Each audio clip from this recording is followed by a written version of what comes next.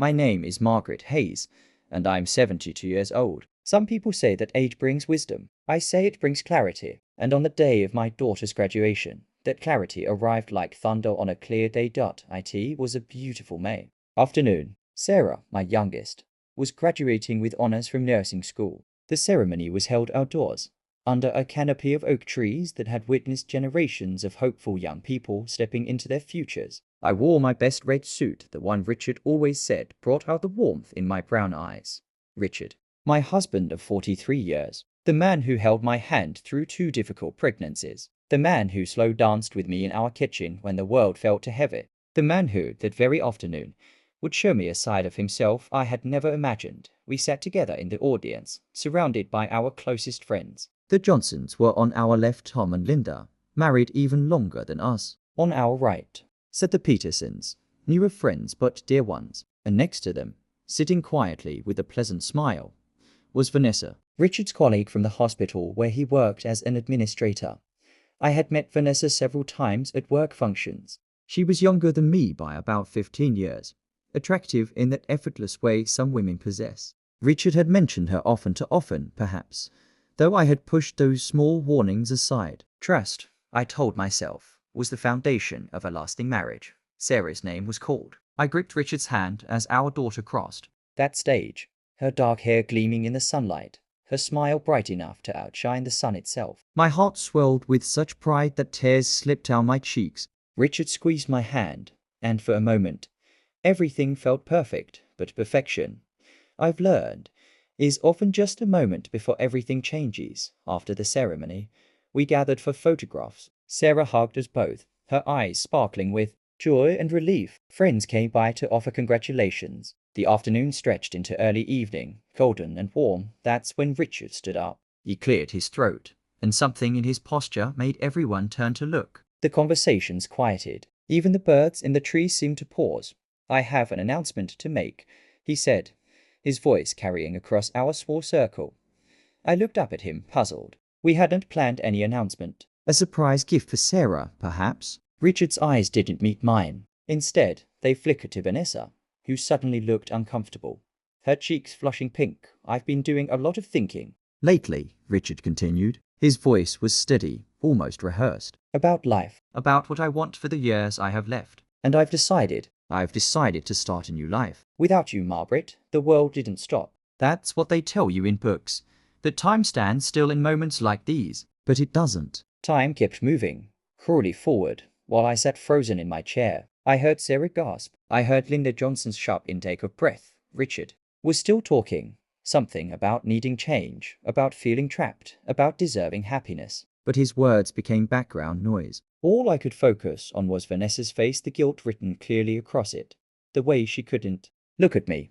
Everyone was staring. Our friends, our family, strangers who had been sitting nearby. My daughter's graduation day, a day that should have been about her achievement and her future, had been hijacked by my husband's midlife crisis and my public humiliation. I stood up slowly. My legs felt like water, but I forced them to hold me. The red suit that had made me feel elegant now felt like armor I desperately needed.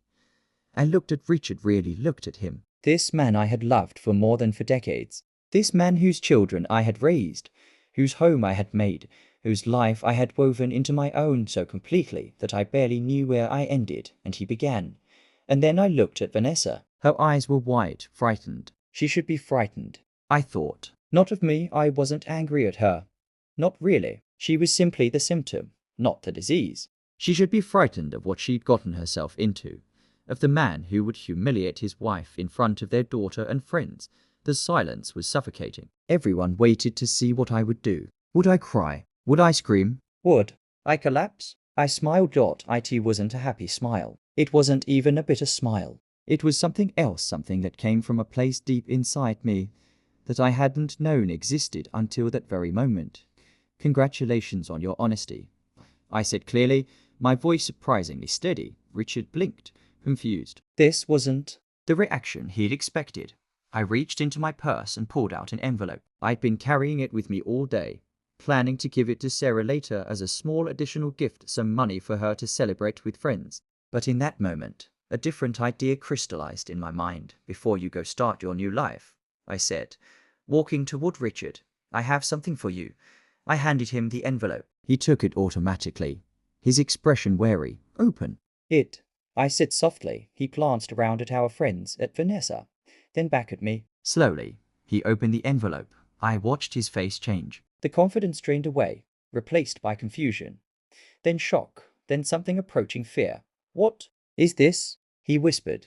Those, I said calmly, are copies of bank statements. Our bank statements? You see, Richard, while you were busy planning your new life, I was paying attention to our old one. I noticed the withdrawals, the transferred funds, the second credit card I wasn't supposed to know about. I paused, letting that sink in. Around us, I could feel our friends leaning in, their shock evolving into curiosity. I also included some photographs in there, pictures from the resort in Cancun, where you supposedly attended a medical administration conference last October. Funny thing, I saw the same resort on Vanessa's social media. Same dates. Same sunset view from what looked like the same balcony. Vanessa made a small sound, almost like a whimper. Richard's hands were shaking, the papers trembling, and if you look at the last page, I continued, my voice never rising above a conversational tone, you will find a letter from my attorney. It outlines the division of assets in our divorce. You see, Richard, I've known about your affair for 7 months, and I've spent those 7 months preparing. Sarah was crying now, but she was also watching me with something like awe. Linda Johnson reached over and squeezed my hand. You wanted to humiliate me, I said, finally allowing some emotion into my voice. You wanted to break me in front of everyone who matters to me. But you forgot something important. You forgot that I am not just your wife. I am not just someone who exists in relation to you. I am Margaret Hayes. I raised 2 beautiful children. I built a career as a teacher and touched hundreds of lives. I created a home, a family, a life, and I did most of it while you were too busy to notice. I turned to our friends. I am sorry you all had to witness this. This should have been about Sarah and her accomplishments. And it will be. We're going to celebrate my daughter now, because she deserves that. I looked back at Richard one last time. You're free to start your new life, Richard. I've already started mine. The locks on the house were changed this morning. Your belongings are packed and waiting at your brother's house. My lawyer will be in touch. Then I turned to Vanessa. She looked like she wanted to disappear. As for you, I said, not unkindly, I hope you find what you're looking for. But I should tell you, a man who would do this to his wife on their daughter's graduation day, that man will eventually do it to you too. Some people think the grass is greener on the other side. Usually, it's just greener where you water it. I walked back to Sarah and put my arm around her. She buried her face in my shoulder, her body shaking with sobs. It's okay, sweetheart, I murmured. Everything is going to be okay. This is still your day. Nothing can take that away from you. Behind us, I heard Richard say something, but I didn't turn around. I didn't need to.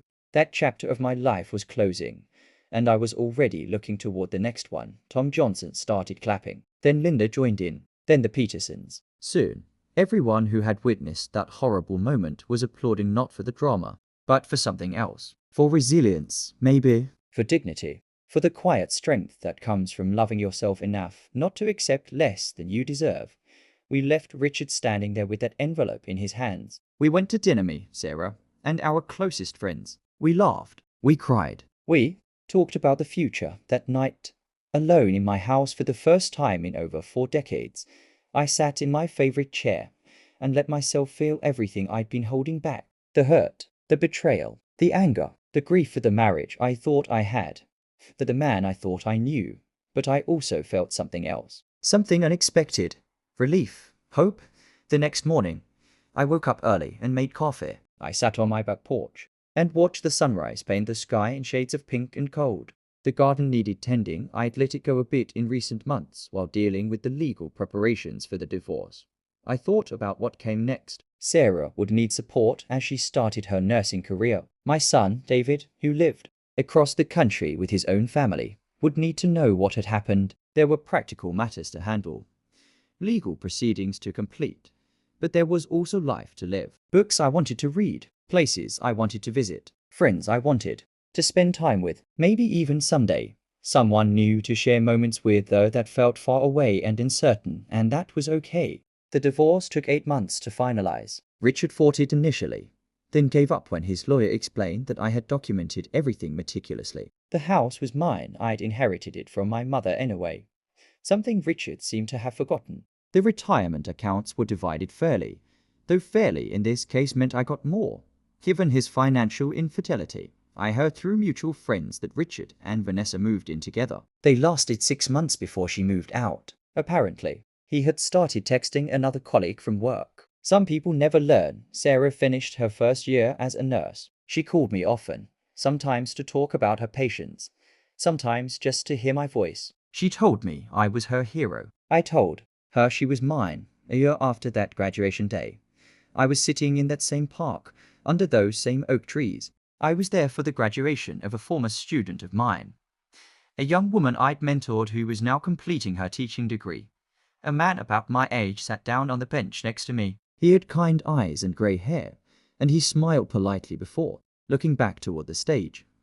"Beautiful day for a graduation," he said. "It is," I agreed. "Are you here for someone special?" "A former student. She's like a daughter to me." "You?" "My niece. Her parents couldn't make it, so I'm the family representative." We sat in comfortable silence for a while, watching the ceremony. When it ended, he stood and extended his hand. "I'm William," he said. "Margaret," I replied, shaking his hand. "Perhaps," he said with a gentle smile, "if you're not in a hurry, you'd like to get coffee sometime. There's a lovely CAF near here." I looked at him, really looked at him. I saw kindness in his face, and loneliness too. I recognized it because I'd seen it in my own mirror. "I'd like that," I said. We exchanged numbers. We did get that coffee, and then another. William was a widower, a retired professor of literature. He loved gardens and old movies and had a laugh that made other people want to laugh too. I'm not telling you this is a love story. I'm not even sure what it is yet. What I am telling you is that life doesn't end when you think it will. That betrayal, as painful as it is, can be the push you need to find yourself again. That red suit still hangs in my closet. I wear it sometimes when I need to remember that I am strong, that I am whole, that I am enough, all by myself. Richard sent me a letter once, months after everything was final. He said he was sorry. He said he'd made a mistake. He said he hoped we could be friends. I never responded. Some doors, once closed, should stay that way. Not out of spite or bitterness, but out of respect for yourself and the life you're building. On quiet evenings, I sometimes think about that graduation day, about standing up when I wanted to crumble, about choosing dignity when I could have chosen chaos, about the envelope that changed everything. People ask me if I'm happy. It's a complicated question. I'm at peace. I'm content. I'm discovering who Margaret Hayes is when she's not defined by being someone's wife. And yes, I suppose I am happy. A different kind of happy than I expected, but genuine nonetheless. Sarah came by last week with news. She's engaged to a wonderful young man who treats her with respect and kindness. As she showed me her ring, her eyes filled with tears. "Mom," she said, "I hope I have even half your strength if I ever face something difficult." I hugged her tight. "You have your own strength, sweetheart, and you will never need mine, because you're smarter than I was. You know your worth." Later, after she left, I sat in my garden with a cup of tea. The roses I'd planted were blooming red ones, like my suit, like my lipstick, like the courage I found on a day when I thought I had none left. The envelope is in a drawer somewhere, along with all the other papers from that chapter of my life. I don't look at it. I don't need to. I know who I am, and that, I've learned, is the greatest gift you can give yourself.